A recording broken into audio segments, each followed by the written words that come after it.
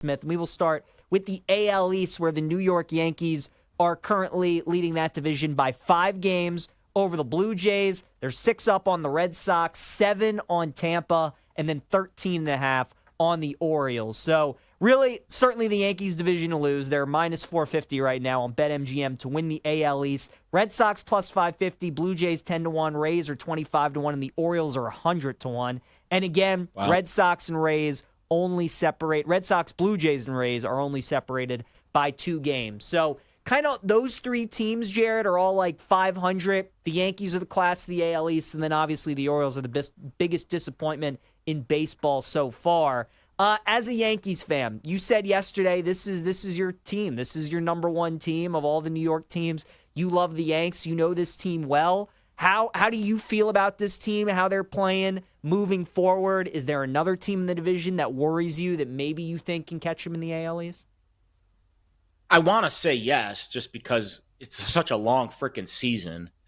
But then you look at some of the other categories, like, for example, base runs. If you go to Fangraphs and look up the category base runs, which essentially is like a saber metric that is used to determine how many runs a team should score if you remove a lot of the randomness that takes place in baseball. And they still have just an insane run differential, even with that category. So analytically speaking, they're also one of the best teams in baseball. And obviously top to bottom, like just looking at their team and their roster and their pitching staff, it's fair to say that there's nobody in the AL East that's capable of catching them. But Steve made some good points about Toronto and Boston, but I think the odds and I think a lot of the analytics underneath are kind of telling you there's better options to chase if you're trying to find a team that's going to chase down a first-place team. I just don't think the American League East is the division to look for that.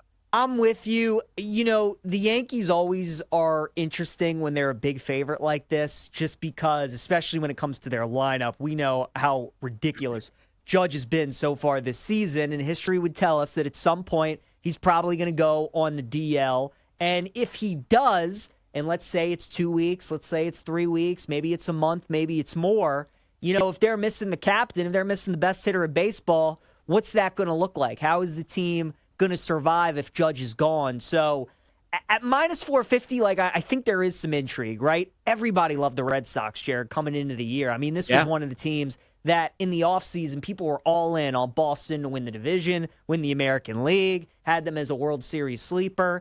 And again, they're a 500 team right now. They're not playing their best baseball, but their lineup's still good. Pitching staff is fine. Crochet's awesome. Cora's a really good manager. So I don't know if I would bet it, but I think there's some intrigue at Boston at plus 550. And just the fact that, again, history tells us Judge is probably going on the DL at some point. And even though the Yankees have had some guys in their lineup step up, their pitching staff has been good with the injuries of Cole and with Heel so far up to this point.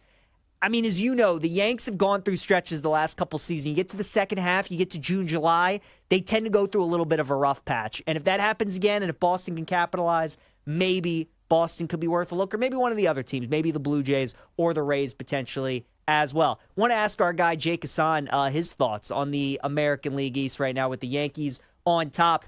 Jake, Yankees are the big favorites. Really no bet to be made on them at this point, but anybody you think worth considering a bet on in the American League East?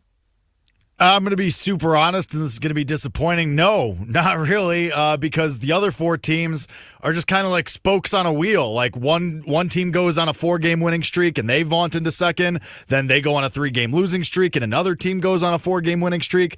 And on and on and on we go, except for the Orioles because they stink. Sorry, PJ. So it's like the Rays and Blue Jays and Red Sox are just kind of turning over here, and they all have issues. I mean, the Blue Jays, I think their lineup it just has too many holes and isn't consistent enough. The Red Sox, they all hate each other apparently, and the Rays are just whatever. So I think if you merged the Blue Jays and the Rays, you might have some semblance of a contending team. That could be awesome.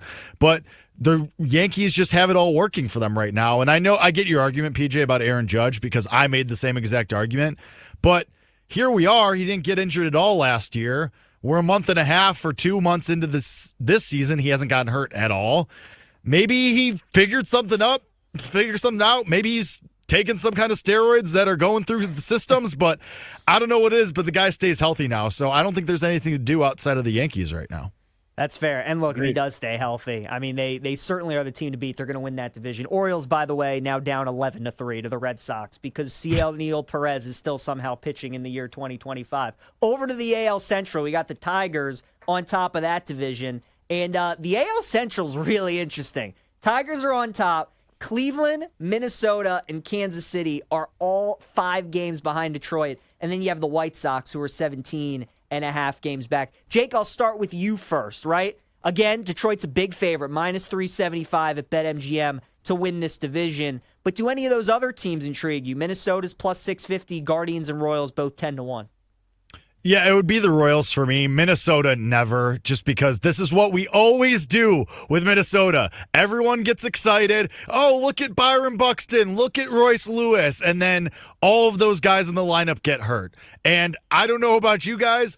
I'm not a believer that Bailey Ober's going to be a sub-3 ERA guy the whole year. Joe Ryan's great. I love Joe Ryan. I think Pablo Lopez is a little fraudulent as well. He pitches today. Not to say he's not good, but I don't think he's, again, sub-2.5 ERA good. So I think there's some regression coming for the Twins pitching staff. And Correa's coming back from a concussion today. Buxton's still on that injured list. Royce Lewis's hamstrings are going to explode at some point because we're at about that 3-week mark that he's been consistently healthy. So never the Twins.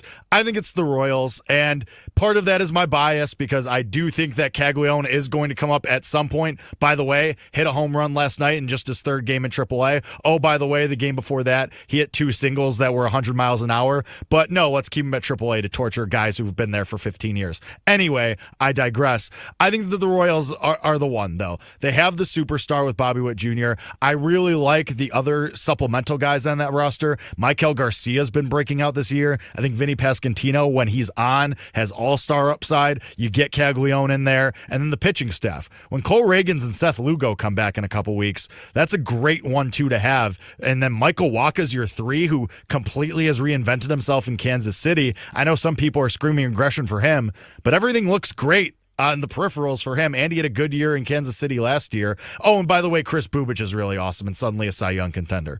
So I think that on the back of the pitching, the Royals should be good, and then once they call up Caglione, that lineup is going to be a monster with Garcia and Witt and Caglione, and not to mention Salvi Perez is still doing the damn thing. Yeah, he is. He's really, really good. All right, so Jake likes the Royals in the AL Central. Jared, how about you? Anybody you would worth taking a bet on to try and beat Detroit? Well, I definitely think the Guardians are not on the list. So the Guardians actually have the worst metrics possible, like on Fangraphs right now. Like, again, you look at their run differential, and it's, I don't know how they're over 500. They're 5 over 500 right now. Base runs has them at 21 and 28 on the year, which is the biggest discrepancy of any team from what their actual record is. So the Guardians are kind of doing it with smoke and mirrors right now. The Royals are kind of where they're supposed to be. They're 5 over, and base runs has them at 3 over. And to Jake's point, like, yeah, you expect Reagans, who actually didn't pitch that well even in the few weeks prior to going on the IL, and then went on the IL. And then you think Lugo's going to come back at some point. He was a Cy Young candidate for most of the year last year. And Bubich and Lorenzen and Wacha, like, it's a really good rotation. And I think they're young enough. They're not as gifted offensively as I'd want a team to be, but they're young enough and they're scrappy enough on offense. And they have a star. They actually really have 2 stars with Salvi and Witt, and I put Vinny certainly in that category too. Like, I think it's really Kansas City or pass. And yeah, Minnesota. I don't really know what else to say about the Twins, but it seems like every year it's the same story. But I think the bigger question is, like, how good really is Detroit? Yes. I mean, Detroit can win the division, but how good are they really? Like, are they really a contender, or are they just good enough to win what is probably an average AL Central? No, like, Detroit needs to be the most active of any team at the trade deadline. Like, they're good, I think, to get to, like, the ALCS, maybe a World Series. I don't think they can win a World Series, though, with how they're currently constructed. Like, you look at their roster, Skubal's terrific. Their pitching staff has been excellent this year, and their lineup's getting the job done. I mean, they're playing out of their minds. They're amongst the tops in the American League in runs scored this season, but they don't have, like, any bona fide superstars. They don't have any, like, top 10 position players in baseball. So I think they need to be active at the trade deadline. I would agree with you guys. If there was a team to bet on, it would probably be Kansas City, but I kind of just think Detroit wins the division. I think the more interesting conversation is Detroit in the AL future market, right? Like the Yankees and then who else? Who would be the second team? Is it them? Is it Texas? Is it Boston? Is it somebody else in the AL West or the Central? Like, who is it? I think that's a more interesting conversation. But I just like the Tigers to win that division. Speaking of the AL West, this division is chaos, fellas. Every week, you look at it and somebody's winning 7 games and somebody else is losing 7 games. And it's just like a shuffling throughout. The A's have lost 9 in a row, while the Angels have won 7 in a row. The Mariners have kind of been at the top with the Rangers and Astros like in striking distance, kind of right there.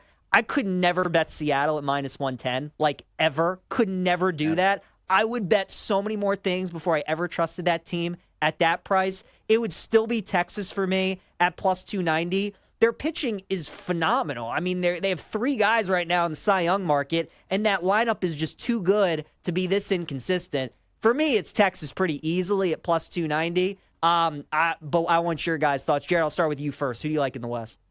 Yeah, the bullpen scares me for Texas. I always, kind of get nervous when teams aren't elite in the bullpen, but the starting pitching's so good, it probably masks that. You would expect Corey Seager and Evan Carter to come back healthy at some point and produce. I do like the overall depth of the lineup, although Adolis Garcia needs to wake up because, I mean, I think he was batting 7th yesterday. Like, if Adolis Garcia is batting 7th in your lineup and he's supposed to be a cleanup guy, then there's obviously something wrong. But they're young. They've had success in recent years. They've won a World Series. Like, all of the boxes are certainly checked, but they just haven't quite figured it out yet. And I agree with your take on Seattle. Like, I would be willing to bet a no on Seattle. Like, if the yes is -110, you would think the no is also -110. Mm-hmm. I would much rather prefer betting a no on Seattle to win the division.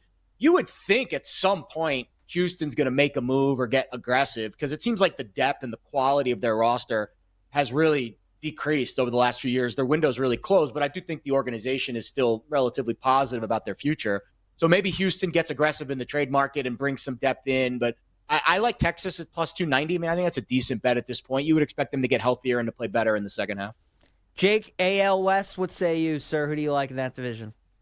I'll start from the bottom and work my way up. Like, this 9-game losing streak for the A's, like, we were there, man. Yeah, we were there. And, like, for the people that bet, it's hard to say who, that took the Flyers on 30, 40, 50 to 1 for AL West. We were there, man, and now it's just, oh, God, it's so bad. Anyway, I digress. The Angels never, like, okay, you have a hot streak from Zach Neto and Logan O'Hoppe going right now. I like them both very much, but that's not sustainable for the future. Astros, I think they'll be in the mix, but and ever since they switched their lineup around with Jeremy Pena leading off and Jose Altuve hitting second, they've been much better. And this month, they've had like the 5th best offense in all of baseball. It's just everybody in that rotation's elbow is exploding, apparently, which is not great. So for me, it's the Rangers, because it's that trio of pitchers, even though I think Tyler Mahle especially is due for some regression because he's not a sub-1.5 ERA guy for a full year. But we know what DeGrom can do when he's healthy. We know Eovaldi's always been that Cy Young caliber guy as well. Mahle's awesome at the 3. They're going to get Cody Bradford back at some point. Whatever Jack Leiter and Kumar Rocker give you in the 5 is just gravy at that point. It's just you need Corey Seager to be healthy, because whenever he's out of the lineup for whatever reason, everybody else just falls apart. Like, whenever Corey Seager is hurt, everybody else forgets how to hit. It's the most bizarre thing in the world, and it's been true for a couple of years now. But I still think they'll figure it out. I think they're way too talented, and +290 is outrageous. This is the Mariners we're talking about. We've never seen this story before. I mean, every year. Like, we saw this last year. I mean, like, it's incredible. You're what right. about the year they won 120 games and then lost to the Yankees in the first round of the playoffs? Oh, well, I was 4. So.